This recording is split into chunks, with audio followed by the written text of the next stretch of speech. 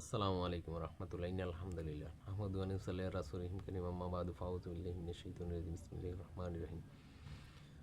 সুপ্রিয় দেশবাসী, দেশ এবং দেশের বাইরে বাংলা ভাষা যারা বোঝেন, বোঝেন, বাংলা ভাষাভাষীর মানুষ যারা আছেন, আমরা আল্লাহর শুকরিয়া আদায় করি আলহামদুলিল্লাহ। আজকে আমরা ভিন্ন রকম একটা বিষয় নিয়ে কথা বলবো, সেটা হলো জানাজার সলাত। জানাজার সলাতে সূরা ফাতিহা পড়া লাগবে কি লাগবে না। দেখেন, এই বিষয়টা এমন কোনো বিষয় না যে সূরা ফাতিহা যদি আপনি পড়েন তাহলে কাফের হয়ে যাবেন বা না পড়লে কাফের হয়ে যাবেন, এরকম কোনো বিষয় না। এটা ইস্তেহাদি মাসালা, ইখতিলাফি বিষয়। রাসূল সাল্লাল্লাহু আলাইহি সাল্লাম এবং সাহাবায়ে কেরামদের থেকে দুই দিকের আমলই পাওয়া যায়। সুতরাং এটা এইরকম বিষয় না একদল সূরা ফাতিহা না পড়লে একেবারে কাফেরের পর্যায়ে নিয়ে যায়, আবার না পড়লে কাফেরের পর্যায়ে নিয়ে যায়, না পড়লেও কাফেরের পর্যায়ে নিয়ে যায়, এরকম কোনো বিষয় না। যেমন বাংলাদেশে একটা আলেম আছে আহলে হাদিসের, মোজাফফর বিন মহসিন। এই লোকটা বড়ই উদ্ভট। আমি আহলে হাদিসটা অনেকেই পছন্দ করি। আব্দুর রাজ্জাক বিন ইউসুফি আছে, আবদুল্লাহ বিন আব্দুর রাজ্জাক আছে, এই যেমন ডক্টর সাইফুল্লাহ মাদানী আছে, এরকম অনেকে আছে, যে আসাদুল্লাহ আল গালিব আছে, এনাদেরকে আমি খুব পছন্দ করি, ভারসাম্যপূর্ণ কথা বলে। কিন্তু এই যে মুজাফফর বিন মহসিন, এই লোকটা বড়ই উদ্ভট। এই লোকটা কাজই আমার মনে হয় যে মুসলিম সমাজে একটা বিশৃঙ্খলা সৃষ্টি করে রাখা।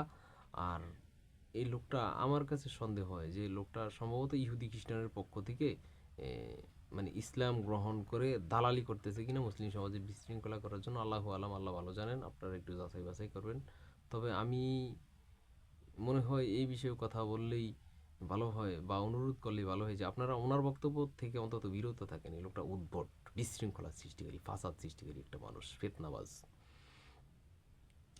যেমন ইসলামের যে জানাজার বিধান, এটাতে সূরা ফাতিহা পড়া লাগবে কি লাগবে না, গুরুত্বপূর্ণ নাকি গুরুত্বহীন।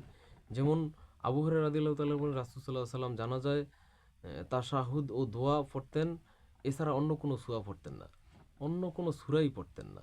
দেখেন, এটা আবু হুরায়রা রাদিয়াল্লাহু তাআলার কথা। এটা মুসলিম শরীফের 771 নং হাদিস। হাদিসটা সহিহ হাদিস, যাচাই করবেন দেখবেন।